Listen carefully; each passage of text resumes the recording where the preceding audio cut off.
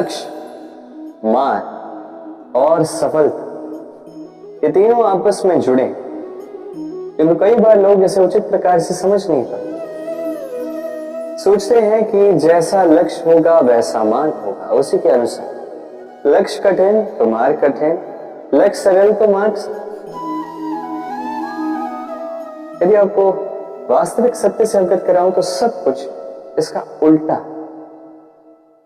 लक्ष्य अपना मार्ग नहीं बनाता, मार्ग वो जो आप स्वयं चुनते हैं, जो आप स्वयं बनाते हैं। उसी के अनुसार आपको आपका लक्ष्य प्राप्त होता है। इसलिए जीवन में जब भी लक्ष्य तक पहुंचने के मार्ग के विषय में आप कोई भी निर्णय ले, सोच समझ के लीजिए, क्योंकि मार्ग अत्यंत महत्वपूर्ण होता है। मार्ग यदि शुभ तो लक्ष्य स्वतः शुभ हो जाता। आपने कभी मोर को नृत्य करते हुए देखा है? कहा जाता है कि जब मोर नृत्य करते हैं उनके नेत्रों से अश्रु बहते हैं। वही दूसरी ओर है हंस। कहा जाता है कि ये मरते समय भी कलरव करते हैं, अर्थात गाते हैं।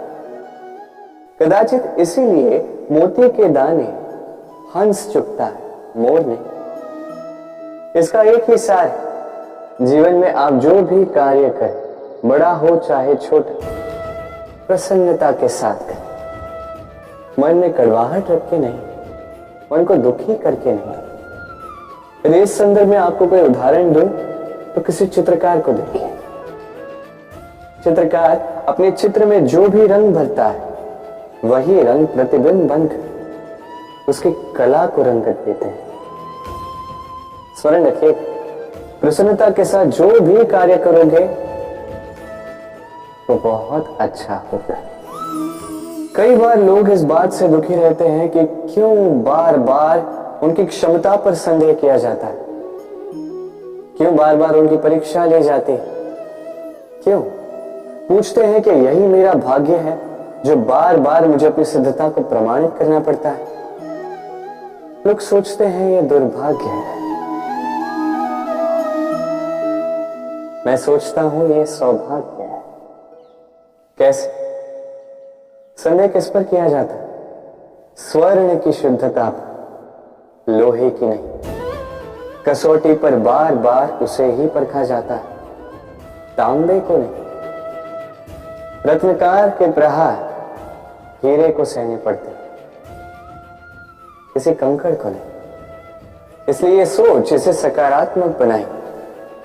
जीवन में जितनी भी परीक्षाएं आए, मुस्कुराहट के साथ उसका सामना कीजिए, उस पर उत्तीर्ण होइए और फिर देखिए आपके भीतर का ये रत्न आपके जीवन को चमका देगा। सब कहते हैं, मैंने भी कहा है कि व्यक्ति जिस संगत के साथ बैठता है वैसा ही उसका स्वभाव हो जाता है। यह सत्य है, किंतु यह अर्ध सत्य है। हाँ, वर्षा की बूंद जब सर के मुख में जाती है तब वो विष बनती है, वही जब सीप के भीतर जाती है तब वो मोती बनती है। किंतु व्यक्ति का स्वभाव यह अत्यंत महत्वपूर्ण होता है।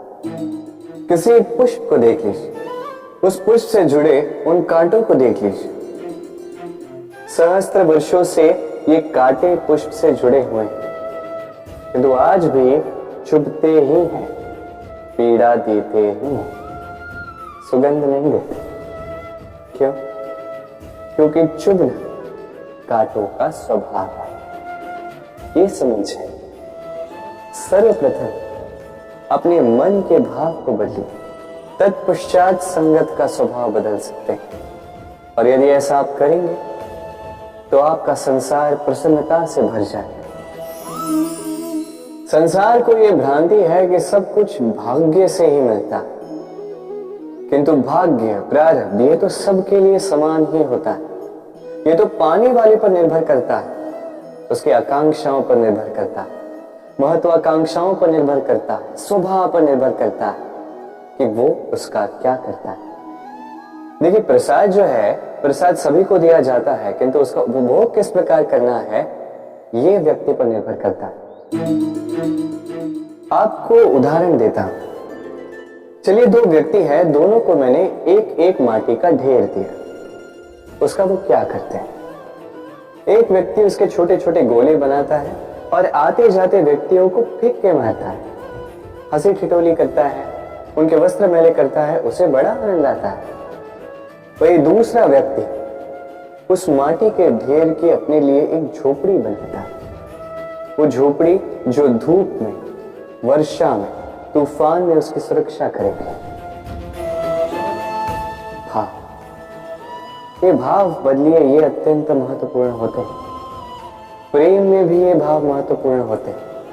प्रेम चाहे मित्र से हो, माता पिता से हो, भाई बहन से हो, पत्नी से हो, कोई भी हो,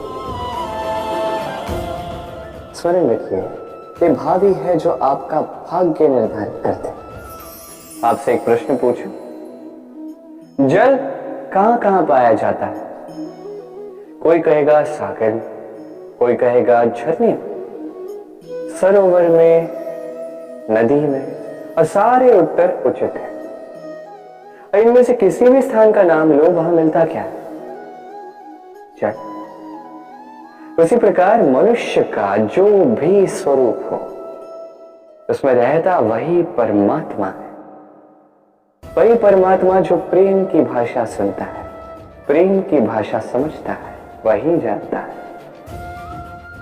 अब चाहे माता देव की हो या यशोदा मैया, यात्रा ममता की ही है।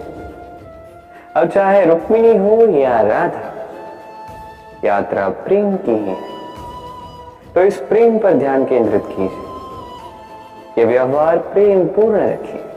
आपका हर एक संबंध, हर एक बंधन पवित्र हो जाएगा। हम मनुष्य कितने विचित्र होते हैं। जब भूल हमसे होती है तब हम चाहते हैं समझौता। यही भूल किसी और से हो तो हम चाहते हैं न्याय।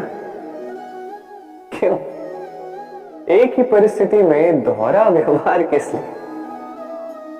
देखिए, यदि समझौता, न्याय, प्रतिकार या प्रतिघात के स्थान पर हम केवल प्रेम से भर दें,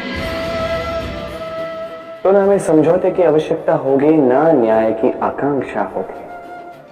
क्योंकि मनुष्य समझौता या न्याय केवल तभी चाहता है जब कुछ लेना चाहता है, किंतु प्रेम में तो सब कुछ अर्पण कर दिया जाता है। स्मरण रखिएगा, सबसे बड़ा समझौता और सबसे बड़ा न्याय केवल प्रेम ही है। तो आइए और इसी प्रेम के साथ कहें, राधे राधे।